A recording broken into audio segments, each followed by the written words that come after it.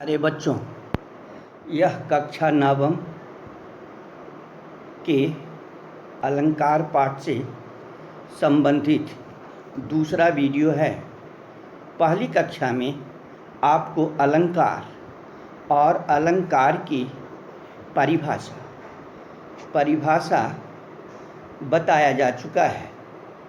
इसके साथ साथ अलंकार के वर्गीकरण के क्रम में शब्दालंकार तथा अर्थालंकार को भी परिभाषित किया गया है। आज इस वीडियो में शब्दालंकार के अंतर्गत परिभाषित किए गए अनुप्रास अलंकार के बाद शब्दालंकार के दूसरे प्रकार यमक अलंकार पर विचार किया जाएगा। जैसा कि आपको पिछले वीडियो में बताया जा चुका है कि शब्दालंकार के 3 भेद हैं। पहला अनुप्रास अलंकार, श्लेष अलंकार और यमक अलंकार। पिछली कक्षा में अनुप्रास अलंकार की व्याख्या उदाहरणों के साथ की गई है। अब इस वीडियो के द्वारा आपको यमक अलंकार की परिभाषा से परिचय कराना है। प्यारे बच्चों, जब रचनाकार अपनी रचना में किसी एक शब्द का प्रयोग एक से अधिक बार करे और प्रयोग किए गए प्रत्येक शब्द का अर्थ यदि बदल जाता है तो वैसी अवस्था में उस रचना में जिस अलंकार की उत्पत्ति होती है उसे हम यमक अलंकार कहते हैं। पुनः ध्यान से सुनें।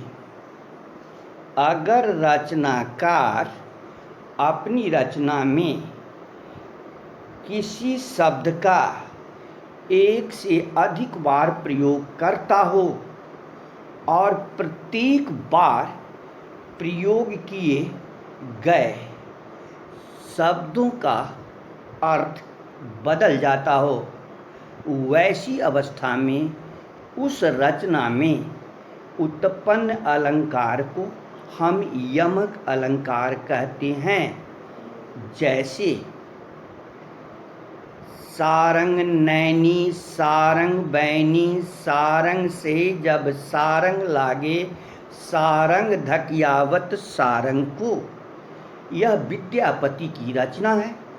विद्यापति अपने इस पद में अनेकों बार सारंग शब्द का इस्तेमाल किया है, परंतु प्रत्येक बार इस्तेमाल किए गए सारंग शब्द का अर्थ अलग अलग है।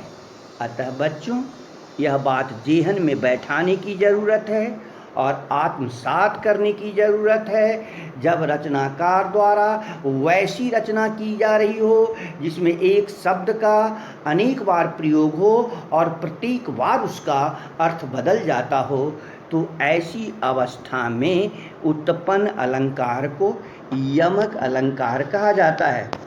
यहाँ आप परिभाषा भी स्क्रीन पर देख सकते हैं। कहता क्या है कि जिस कविता में एक ही शब्द 2 या 2 से अधिक बार आए और उसका अर्थ हर बार भिन्न भिन्न हो, अर्थात बदल जाए, तो वहाँ पर यमक अलंकार का समावेशन होता है। प्यारे बच्चों, इसे इस उदाहरण के द्वारा भी समझा जा सकता है। जैसे काली घटा का घमंड घटा। यहाँ घटा शब्द का प्रयोग 2 बार हुआ है और दोनों बार इस घटा का अर्थ बदल जाता है।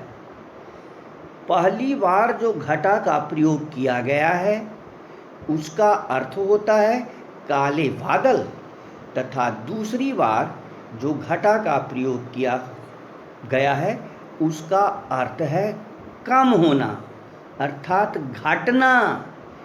इस प्रकार हम यह कह सकते हैं कि गाली घटा में प्रयोग किए गए घटा शब्द का अलग अलग अर्थ सुनिश्चित है।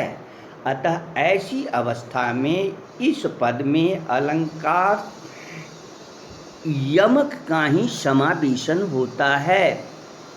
दूसरा देखो, ऊंचे घोर मंदिर के अंदर रहनवारी ऊंचे घोर मंदिर के अंदर रहाती है। यहाँ मंदिर अट्टालिका का प्रयोग किया गया है और दूसरा मंदिर का अर्थ होता है गुफा। दोनों बार मंदिर के प्रयोग तो होते हैं परंतु इसके अर्थ बदल जाते हैं। अतः बच्चे ऐसी अवस्था में यमक अलंकार की उत्पत्ति होती है। इसे हम अन्य उदाहरणों के द्वारा भी देख सकते हैं। इसे हम अन्य उदाहरणों के द्वारा भी देख सकते हैं।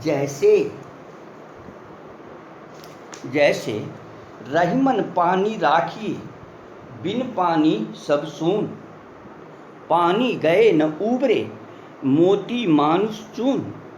यहाँ भी पानी का भी अर्थ अलग अलग हो जाता है। एक उदाहरण मैं आपको यहाँ देता हूँ।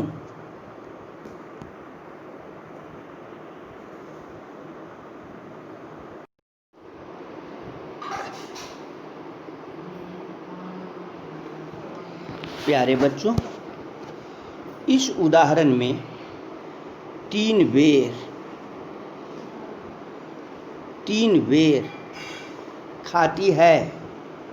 यहाँ बेर शब्द का उपयोग 2 बार किया गया है।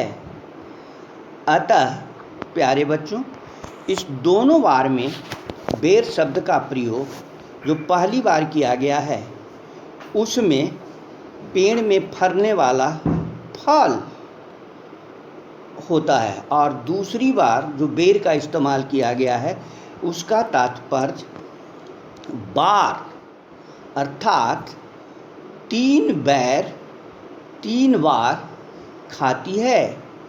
इसलिए प्यारे बच्चों, प्रस्तुत उदाहरण के द्वारा यह स्पष्ट होता है कि रचनाकार बेर शब्द का प्रयोग 2 बार करके 2 बार अर्थ व्यक्त करता है। अतः ऐसी स्थिति में यमक अलंकार की उत्पत्ति होती है। इस प्रकार आपको अनुप्रास और यमक अलंकार जो शब्दालंकार के भेद हैं उसकी व्याख्या यहाँ समाप्त होती है। प्यारे बच्चों, अब सलेश अलंकार की बारी आती है। तो सलेश अलंकार, सलेश का अर्थ होता है चिपकना। हिंदी साहित्य में वैसी रचना जिसमें एक शब्द का एक से अधिक अर्थ निकलता हो उसे सलेश अलंकार कहते हैं। अर्थात एक शब्द में एक से अधिक शब्द की मौजूदगी पाई जाती है, वैसी अवस्था में उत्पन्न अलंकार को हम सलेश अलंकार कहते हैं। पुनः इसकी परिभाषा को इस प्रकार देखा जा सकता है। सलेश का अर्थ है बेटा चिपकना। जहाँ एक शब्द एक ही बार प्रयुक्त होने पर 2 अर्थ दे वहाँ सलेश अलंकार की उत्पत्ति होती है।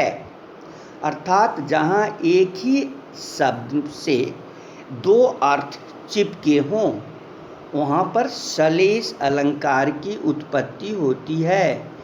जैसे आप इस एग्जाम्पल को देखें, रहीमन पानी राखिए बिन पानी सब सून, पानी गए न उबरे मोती मानुष चून। यहाँ पानी शब्द का रहीमन पानी राखिए, बिन पानी सब सून, पानी गए न उबरे, मोती मानुष चून। यहाँ पर पानी शब्द के 3 अर्थ व्यक्त हुआ है। पहला पानी, एक पानी का अर्थ है चमक, दूसरे पानी का अर्थ है सम्मान, तीसरे पानी का अर्थ है चूना। अर्थात एक ही पानी में एक से अधिक अर्थ व्यक्त किया गया है। ऐसी अवस्था में जिस अलंकार की उत्पत्ति होती है उसे हम श्लेष अलंकार कहते हैं। पुनः कुछ उदाहरण आपके सामने और उपस्थापित किए जाते हैं। जैसे मधुबन की छाती को देखो, सूखी इसकी कितनी कलियां। यहाँ कलियां शब्द का प्रयोग किया गया है, मधुबन का प्रयोग किया है। अब इसकी व्याख्या आपको स्वतः अपने विवेक से निकालना है। यहाँ कलियां किसे कहा जाता है? तब फूल खिलने की पूर्व की अवस्था को हम कली कहते हैं।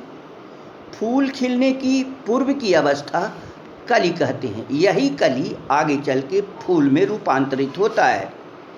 दूसरा अर्थ निकलता है यौवन आने की पहले की अवस्था को कली कही जाती है। क्या करें? माने युवत्व प्राप्त करने की पूर्व की अवस्था कली कही जाती है। यहाँ एग्जाम्पल थर्ड देखो जरा था, सेकंड बेटा।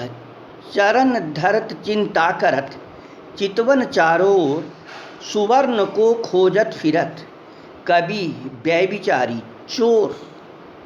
यहाँ सुवर्ण शब्द का प्रयोग किया गया है। जिस सुवर्ण में अनेक प्रकार के अर्थ सुनिश्चित होते हैं। एक अर्थ है, क्या कहता है? व्यभिचारी और चोर। जो व्यभिचारी लोग हैं वह सुंदर स्त्री को खोजते हैं। जो चोर लोग हैं वह सोना अर्थात धन को खोजते हैं। और जो लेखक हैं, विद्वान है, वो स्वर्ण को खोजते हैं, सुवर्ण सुंदर वर्ण को खोजते हैं। इस प्रकार एक ही शब्द में कई अर्थ निकलते हैं। अतः यह श्लेष अलंकार का उदाहरण उपस्थापित करता है। धन्यवाद बच्चों। शेष अगले वीडियो में।